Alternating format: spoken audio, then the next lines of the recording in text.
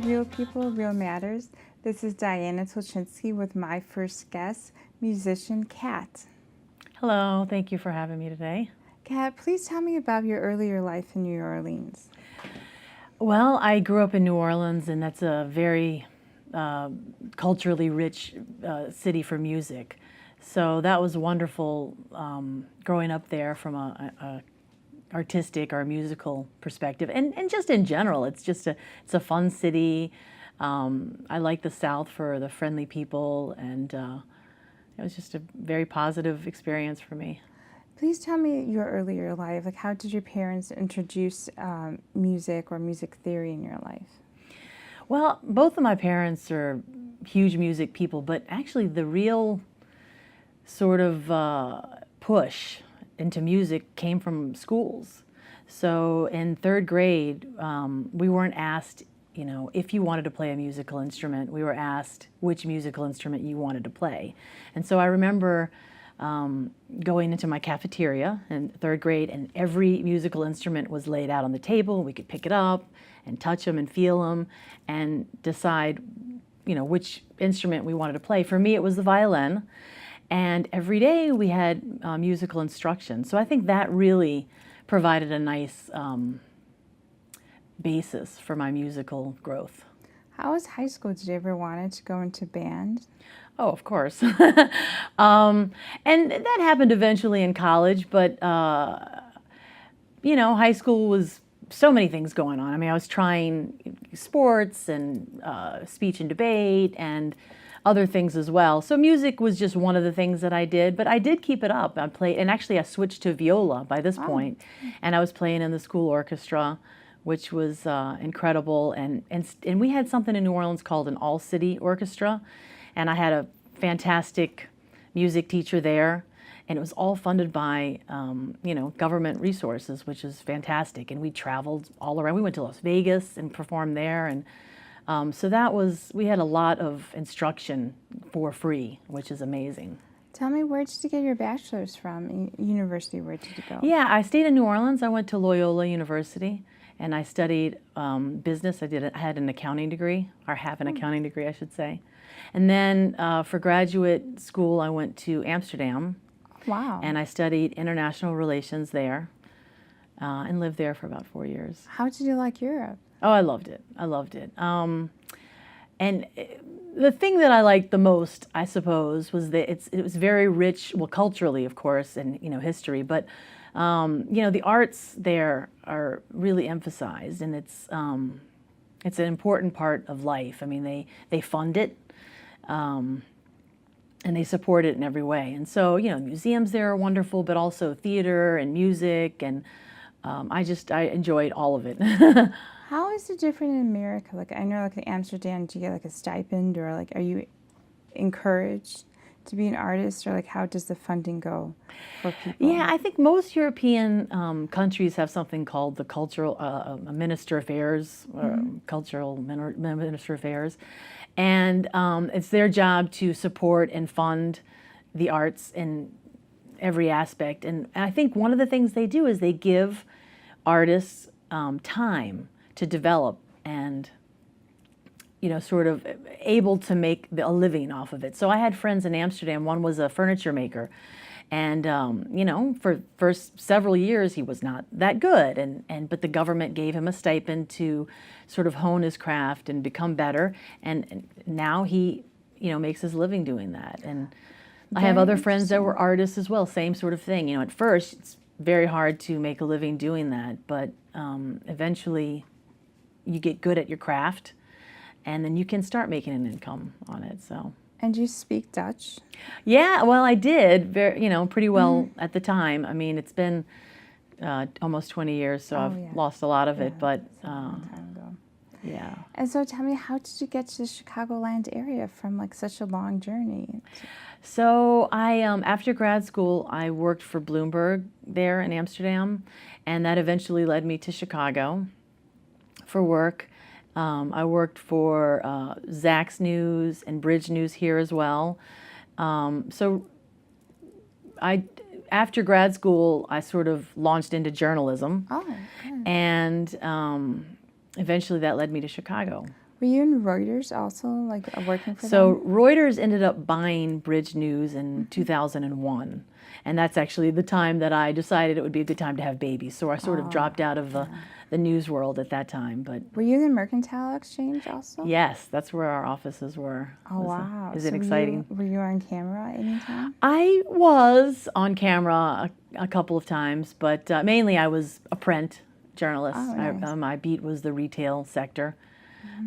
But it was interesting to go on the floor and see, you know, all the hustle and bustle of the traders. And How did you meet your husband? Or he and I were both at Loyola in New Orleans together, so we were friends. We didn't date until I moved to Chicago, but I met him there. oh, nice. And so, when you moved from, I guess, such a like high professional job to actually having children, how was the life afterward? Life after children? Yeah, it was hard for me to give up having a creative outlet. That was tough for me. And so I didn't realize it at the time, but I'm realizing it now. I sort of sought out another outlet. And for me, that was photography. I always enjoyed photography, you know, as a hobby growing up. Yeah. And so I invested in a nice camera, and I took lots of pictures of my own kids, but also for friends and family. I just did it for free, and I did it a lot until I became confident enough to, you know, make a website and actually charge for it. And what I loved about that was, and the same thing as writing, you start with sort of a blank, for writing it's a blank canvas, a blank piece of paper, and same for photography, and you create something. You sort of read the emotions of the family and the children, you sort of try to capture their personality, and then you can influence things or add your own twist by lighting or you know, framing the shot.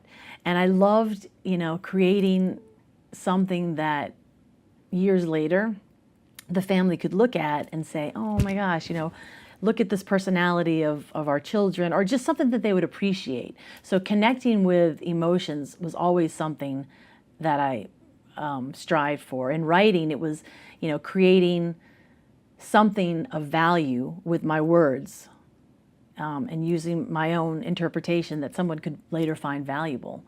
Did you ever write journals, or how was your journey into music? Like, did you write like your diaries? Oh my gosh, yes. I always had lots of journals. And, you know, because New Orleans is prone to hurricanes, I did lose a lot of those, sadly. But the whole process of just keeping a journal, I think, is wonderful. So for me, I started writing music at age 12 with my best friend at the time, and actually she's still my best friend now, Kathleen. It was around 1980, and I think it was maybe Double Fantasy, John Lennon's album, came out at the time, and that was sort of like a big, successful album, and everybody's talking about John Lennon and the Beatles. And then his death, of course, in December of 1980. Again, lots of people talking about the Beatles, and I think I went and I found my mom's record collection, and I had a turntable in my room, and I would lay on the floor and listen to album after album, and with my best friend, and we'd sit and we'd study the liner notes, and we'd study the album covers, and we sort of, you know, started to mimic the song structure of the Beatles, which is most of their songs, or a lot of their songs, are like AABA, which is like verse, verse, bridge, verse. And songs like Yesterday, Something, Please Please Me, Ticket to Ride, I Saw Her Standing There, all those songs have that sort of song structure. So we started writing our own songs. And you know, they were very Beatle-esque, but that was fine. And we were influenced by them so much, and 60s psychedelic rock, and oh yeah, the Orange Submarine. yeah, all that. And again, our schools being what they were and encouraging music, we had a teacher at our school that would allow me to bring my guitar to school. And during recess, we'd go in his room and we'd play guitar and we'd play around, and then we'd play for our friends. And at school assemblies and things like that. So people really, our friends embraced us, the school embraced us, and that sort of gave us the confidence to keep going. Good. So you had your business during the side of doing photography, and then, so how long were you doing the photography for, and when did you switch back into musician? Yeah, well, I did, I guess I started the photography around 2001 or so. and did it in 2008. I started taking classes again at the Old Town School of Folk Music in Lincoln Square. And I just wanted to pick up the guitar again, and it had been years since I'd played. So I took a class there and, started brushing up on my guitar playing. And what I ended up doing was meeting a nice group of people that I just had a lot in common with. We all did music as a hobby and made some great friendships, and we split off and started a band together. And it's a band that I still play in now. It's wonderful. We do like classic rock stuff, and and we did a lot of Beatles, and we did no Beatles, and now Rolling Stones. Oh, we do, yeah, Stones, and I mean everything, even current stuff we do. Was it hard to encourage your kids to go into music? Yes, I mean when they were 4 years old, they started playing piano, and they were quite happy to sit and play piano, and there was no, arguments. They wanted to go and do it. And now they're 13 and 15, and it's a little bit harder. I mean, what I've learned is to sort of back off a little bit. Oh, yeah. And I don't force it on them, but hope that they see how much I enjoy doing it, and it's something that we can do together. And that's worked a little bit better. The 13-year-old is actually in his own band now. Oh, nice. Called Next Week. They're phenomenal, and they started at the Rock House. That's where they take classes, and he met his group of friends there, and and he seems to really like it. So fingers crossed that he'll keep it up. Yeah. How competitive sometimes with parents? Like, do you have any advice for them? Like, when do you encourage them to go into journalism or something professional as like musician composition, and when do you learn how to back off? Like, tell me your story. Well, that's a good question, and I'm not sure I have the answer, but I would say, really listen to your child. They'll give you all the cues that you need to help encourage them. My father sort of kind of forced me to go into business and accounting, and that's not really my personality. I mean, it was fine, and it was a good skill to learn. And actually, without it, I would never have been invited to work for Bloomberg, because you have to have a business background. So it all worked out. But it was sort of a roundabout way that I came back to music. So, listen to your child, and they'll give you the cues. And, have them try many different things. And because if they don't, then they'll never know if they like it or not. So that's what and my 15-year-old actually just recently discovered that he loves engineering and math and science. So I was like, wow, that's so not my language, but let's do it. Let's, encourage, and hopefully he'll still do his music though.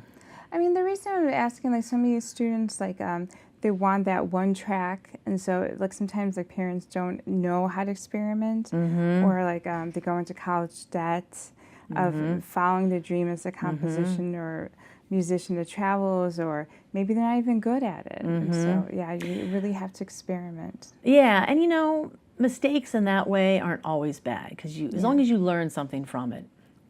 But I would say, practice creative thinking in some way every day, even if you're not feeling it, because creative thinking is good in any field, even engineering and math, because it's, helps you with creative problem solving. So that's my answer to everything. Just be creative in some way, and it pays off. And how do you like the GVS Booster Club? I understand you're part of it? Yeah, I just joined. My son is in 9th grade, and he just joined. He's part of the freshman soccer team, so we just joined. And actually, I've already volunteered to work the concession stand, so they can't kick me out. But no, it seems like a wonderful organization, and I'm happy to be a part of it. And how do you like, looking back into your own childhood, how do you like the Glenview system, and then the Glenview library, and just like the Glenview resources, like the kids have the opportunity compared to the South? I mean, is there a difference? My gosh, yes. It's amazing. And when I first moved to Glenview, I didn't have children, so I didn't quite appreciate it. But now that my kids are well entrenched in the system, this is why people move to Glenview. I mean, the school system is amazing. The services are amazing. The Park Center, we have a wonderful history, the Grove and Wagner Farm, and it's unique, but it's well kept up. I mean, the parks are safe and nicely maintained. Yeah, and very low crime district. Yeah, and the school, I'm baffled by how wonderful they are and how much money is poured into it. Like my son, the 15-year-old, is in speech and debate, and it's one of the few programs that are heavily funded by the local school system, and it's the system, and that's why they're one of the best in the country. So, so far good. I love it. I know a lot of people in the South were crushed by Katrina and all these hurricanes, and they had to rebuild, and sometimes they don't have music funding, and so it's a lot of debates going on. And their park districts are nothing like ours, and public schools are sort of suffering. And my friends down there, a lot of them are in private schools or parochial schools because the public schools just aren't, you know, where funded, they are here. Yeah, funded. So. Please tell me about the history of Highway 55, your album. Well, thank you for asking.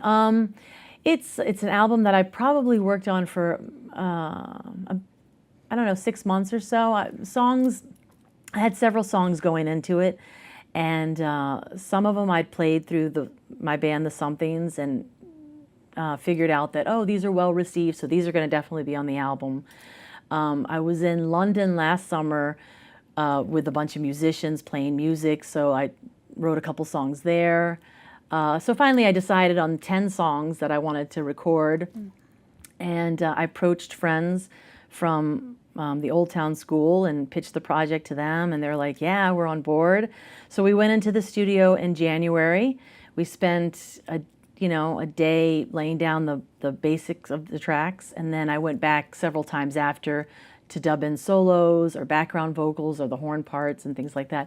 But generally, I'd say the genre is Southern roots rock genre, but it draws on influences over my whole life. So you have some Chicago soul in there. You Jefferson have Airplane. I remember that. A little bit of New Orleans R&B, some funk. So I like to think it's a nice mixture of all that. Yeah. Tell me, I think it's the first album that's really popular, or the first, title, Mama Said. What was that? So Mama Said, that was, I'd written a song about my mom who passed away about 20 years ago, and it was really sad, and I couldn't perform it without just crying. So I thought, I can't do that. So I wrote another song, a more positive one, about all the advice she used to give me over the years. So the song is just some advice that she gave me, always be yourself, always have a good outlook, learn from your mistakes. So that song is about all that advice, and I don't cry when I play it, so that's good. Kat, please tell me about the record release party. Yeah, so the CD came out in March of 2018, and then we had a big celebration in June where we played at Evanston Rocks and played the whole CD and a few other songs, a couple Meters songs and other roots rock songs. And that was so much fun. Friends and family and the general public came out, everybody got a CD. It was a good time. What is your schedule like for the year? Where do you play in Glenview? And tell me about that. The Somethings is one of the bands I talked about. Another band called Artificially Hip. It's a band of all Glenview people. We have, there's 6 of us, and we all live within 2-3 blocks of each other. And we have so much fun playing together. And we play out a lot in Glenview, but also private parties and events. So we have a private event coming up in November, but then there's another band, the Victor Brown Band, which is more funk and some soul and some Grateful Dead jam band stuff, and we play out quite a bit. And we play, I think our next show is at Grandpa's on October 5th. We also play, Grandpa's is a wonderful place. They've treated us so well over the years. I really like playing at there. Another place is the Rock House on Glenview Road. They're wonderful as well. Love the owners and the staff. I mean, my children are taking lessons there, so of course I'm well invested there. But we play there Thanksgiving week. I'm actually out of town. I won't be there, but the band will. It's going to be a great show. And then Potato Creek Johnny's on Waukegan. Yes. That's a great spot for live music too. They're stepping up their live music now more and more, and we play there November 9th. November 9th. So, okay. Yeah. Tell me about the Rock House. I know it's a popular event. I've been there. several times in the Yeah. 4th of July, but I never could have gone up to the mic. Like, how do you encourage your kids to start Yeah, going you there? know, younger kids don't have that fear, or they get over it quickly. So encourage them young to do that. What I love about the Rock House is they have everything from, they have an open mic, and really beginner. I've seen beginners there. I mean, like, you know, like 3 chords, and you can get up. People are so supportive. You know, when you get off, even if you feel like, it was not great, people will encourage you, and it's wonderful for beginners, and then for the, you know, the virtuosos, you can get up there, and there's a place for everyone there. They have jam session nights, which I think is once a month. They have, I think they're doing more like comedy, and they have student showcases where it's only children that play. They really do some great things there, and of course they have live music bands from Chicago and other northern suburbs play there all the time. And tell me, who are your top 3 musicians that inspired you, like during your life? You know, Beatles, you're inspired a lot of musicians, but what are your top bands? That's a good question. Like a New Orleans band like the Meters, love them. They have great energy and good rhythm, and if you hear their music, you want to get up and dance. So I love them. More contemporary, I just adore Susan Tedeschi, and Tedeschi Trucks is just a band that I love. I love the way they work together because they're husband and wife, and they work together and they bring out the best in each other always. And I really admire that. Her voice is phenomenal. I love Mavis Staples. I think she's amazing. But then I like, some blues guys, like, Son House to Mississippi John Hurt. I mean, I love any sort of music that touches on an emotional side, or sounds like it's coming from their heart. So roots rock genre, I love that whole genre. Do you have any advice for future songwriters? Yes, it's something that I have to tell myself regularly. Yes. Just practice your craft every day, even if you're not feeling it, practice that creativity Yes. that I spoke of, whether it's keeping a journal. There's a lot of songwriting groups that encourage that. They give you a prompt, and you have to write on it. And some days you're not feeling it, but just going through the exercise of doing that, eventually you'll be able to tap into those skills a lot quicker. And actually, I'm thinking about starting a songwriting group in Glenview. Oh. And I've been talking to the Rock House, and they seem interested. So it's just a matter of me creating a website and creating a day of maybe once a month we'll meet and test out songs on each other and encourage each other, and hopefully something good will come of that. How does songwriting actually help you, like even violin and viola, help you actually in the business aspect? I mean, like, how did you tap into that creativity? And even in photography and maternity photography, how did that earlier musician in you inspired that Bloomberg executive and that photographer? Well, Friedrich Nietzsche said, without music, life would be a mistake. And mistake might be a harsh word, Yes. but I really think that it's important. It's an important life skill, Yes. tapping into that creativity. And, music really teaches you, it's an outlet for your creativity, but also it teaches you skills like communication and concentration and working as a team. And all those things are very valuable in the in life, and it helps, I think, improve one's quality of life and sense of well-being. How does it help even in math and computer engineers? There's lots of science experiments. Yeah, well, creative problem solving. I mean, it's all, I think, some people will say, well, math, there's just one way. Well, there's not only one way to solve a problem, I think. I mean, I'm not a math person, but, you always hear about these people that finally solve this, problem that people have been working on for a long time. Well, I think that creativity helps you see things in a different way and maybe attack it in a different way. And what are your endeavors for, do you want another album to be screened or published or printed? yeah, I am working on more songs now. you know, you learn a lot of what you want to do differently from the first time. So, you know, it'll be a little bit different, but hopefully just as fun. And I wouldn't mind collaborating on some songs with another songwriter.